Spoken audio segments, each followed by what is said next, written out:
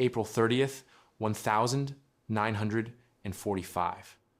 Marshal Georgy Zhukov stands at the edge of a city that's burning, Berlin, the capital of the Thousand-Year Reich. It's taken them 4 years, 27 million Soviet lives, and a march across 2,000 miles of scorched earth. What Zhukov and his commanders said when they finally walked through these ruins would reveal something darker than triumph. This isn't a story about victory speeches. It's about what men say when they stand in the ashes of the monster that devoured their country. The Red Army had fought its way through hell, from Stalingrad to Kursk to Warsaw. Every mile westward was purchased with unimaginable sacrifice. Soviet soldiers had seen their villages burned, their families slaughtered, their comrades die by the thousands in frozen fields. They pushed through the spring mud and summer heat and autumn rain and winter snow, always westward, always toward this moment. By April 1945, 7 Soviet fronts were converging on Berlin like a closing fist. Zhukov commanded the 1st Belarusian front from the east. Konev led the 1st Ukrainian front from the south. These men weren't just military commanders. They were survivors of Stalin's purges, veterans of desperate defeats, architects of impossible victories. They carried the weight of their nation's rage. The approach to Berlin revealed something unprecedented. Soviet forces were advancing not just as an army, but as a wave of retribution. Officers reported witnessing abandoned German vehicles stuffed with looted artwork, mansions untouched by war while Russian villages lay in ruins, warehouses full of food while Soviet civilians had starved. The contrast wasn't lost on anyone. Marshal Konev, known for his brutal efficiency, surveyed the outskirts of Berlin on April 24th. His words to his staff were recorded. Look at how they lived. Look at these houses, these roads, these gardens. And they came to our land for more.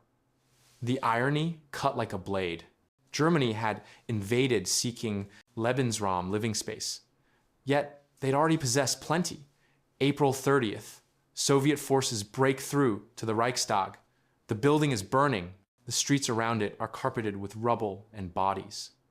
German defenders are fighting room to room, floor to floor. But everyone knows it's over. Hitler is already dead in his bunker, though the Soviets don't know this yet. General Vasily Chuikov enters the city from the south. Chuikov, the defender of Stalingrad, the man who'd held that city when holding it, seemed suicidal. He walks through the Tiergarten, Berlin's once beautiful central park. It's been shelled into a lunar landscape. Trees are shattered stumps. The zoo's ruins still smell of dead animals. A staff officer asks him what he's thinking. Chuikov's response is documented. I'm thinking about Stalingrad, but we didn't do this to ourselves. That distinction mattered to him. The Soviet Union hadn't chosen this war. Germany had brought the destruction to Soviet soil first. Now, the destruction had come home. Marshal Zhukov reaches the city center on May 1st.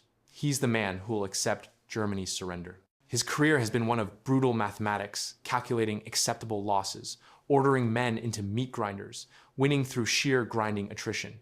He's not sentimental. But even Zhukov pauses. His words to his inner circle, recorded by his aide, they ask for this. Every burned village in Russia, every dead child, this is what they ask for. It's not celebration in his voice. It's something colder. Accounting. But it's Marshal Konev's statement that cuts deepest. Standing in what remains of a wealthy Berlin neighborhood, surrounded by villas that had somehow survived mostly intact, he tells his officers, "My mother lived in a wooden house with a dirt floor. These people bombed Leningrad from the sky while living like this. Let them understand what it means to lose everything." The contrast is stark. Soviet soldiers, many from peasant families, from villages without electricity or running water, are liberating a city that, despite the bombing, still shows evidence of comfort unimaginable to them. Indoor plumbing, electric lights, multiple rooms per family. General Nikolai Berzarin, appointed Berlin's first Soviet commandant, makes a more practical observation when he takes control of the ruins. This city will take 10 years to make habitable. But Moscow will take longer to rebuild what they destroyed. There's arithmetic in his thinking too. Not just revenge, but cold calculation of what had been lost and gained. The generals didn't just speak about revenge, they also confronted what revenge looked like in practice. The Red Army's discipline had broken down. After years of indescribable brutality on Soviet soil, soldiers were committing atrocities against German civilians, looting, assault, murder. The generals knew it was happening. Some tried to stop it. Others looked away. Zhukov issued orders against looting and violence. But enforcing them, that was another matter. How do you maintain discipline in an army that's been fighting since 1941, that's seen its country violated, that's been promised this moment of victory? General Troikov later wrote in his memoirs, "We did not come as friends. We came as victors." They earned every bit of fear they felt. It's one of the more honest statements from that period. No pretense of liberation, no claims of benevolence, just the blunt acknowledgement. This was retribution. But even retribution had its limits. Marshal Rokossovsky, entering Berlin from the north, reportedly told his troops, "We're not fighting German civilians. We're fighting fascism. Remember the difference." Some soldiers listened, many didn't. The generals also confronted the physical evidence of Nazi crimes. As they moved through government buildings, they found documents, lists, photographs, evidence of the concentration camps, the mass executions, the industrial-scale murder that Germany had perpetrated across Eastern Europe. General Berzarin, reviewing these documents in what remained of SS headquarters, made a statement to his staff that was recorded. "Now we understand what we were fighting. Not just an army, a machine built to exterminate." This revelation didn't excuse Soviet atrocities, but it contextualized the rage. The scale of what Germany had done, the systematic, bureaucratic, mechanized horror of it, hit even hardened commanders hard. Colonel General Berzarin would later tell a captured German official, "You built these ovens, you built these gas chambers, you kept records, you made it all efficient. What did you think would happen when we found out?" There was no answer the German could give. May 2nd, 1945. The fighting stops. Berlin surrenders. The silence is almost worse than the bombardment. Zhukov stands in what's left of the Reich Chancellery, Hitler's office, the room where decisions were made that killed millions. It's empty now, looted, burned. Someone has defecated on Hitler's desk, a final, vulgar statement. Zhukov's response to this scene was documented by multiple witnesses. Good, let this be his monument. But the victory tastes strange. Stalin calls from Moscow, demanding to know if Hitler's body has been found. Zhukov can't give him a satisfactory answer. The dictator who started this war has escaped justice through suicide. There will be no trial, no public reckoning. Just a corpse in a shell crater, hastily burned by his own staff. "We won the war," Konev tells a journalist weeks later, "but we lost 27 million people to win it. Tell me, is that victory?" It's a question that haunts all of them. The generals had entered Berlin expecting triumph.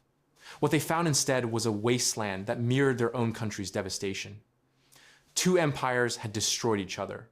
Both were broken. The difference was only that one had started it and the other had finished it. General Troikov would reflect years later in his retirement. "When I walked through Berlin, I thought about Stalingrad. Both cities reduced to rubble, both populations traumatized. The Germans did it to us first, then we did it to them. And in the end, we were all living in ruins." That's the truth these generals carried for the rest of their lives. They'd won. They'd avenged their country. They destroyed the Nazi war machine. But the cost had been almost unbearable. And the victory? It felt hollow when you were standing in a city of corpses and orphans and shattered buildings. Marshal Zhukov's final statement about Berlin, given in a private conversation years after the war, was perhaps the most honest. "We said we came for justice. We said we came for retribution. We said we came to end fascism. All of that was true. But standing there in those ruins, I realized we'd also come because we couldn't stop. The machine of war had momentum. It had to reach Berlin because that's where the momentum ended. He paused, then added, and when we got there, we found we'd become a machine too. April 30th, 1945. Marshal Zhukov stands at the edge of a burning city. What he and his generals said when they entered Berlin wasn't what history wanted to hear. They didn't deliver speeches about liberation or democracy or hope for the future. They spoke about vengeance, about cost, about the hollowness of winning when you've lost everything in the process. Their words echo through those ruins still, not as triumph, but as warning. This is what total war looks like at its end. Not glory, just smoking rubble and the quiet realization that everyone lost, even the victors. Zhukov would die in 1974, haunted by those days.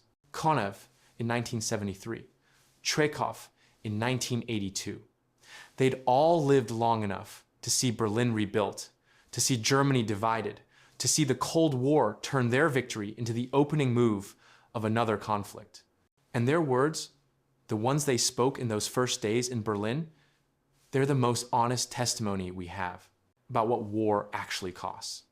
Not in statistics or strategic analyses, but in the voices of men who'd won everything and felt like they'd gained nothing. That's what Stalin's generals said when they entered Berlin. And the silence that followed their words is still deafening.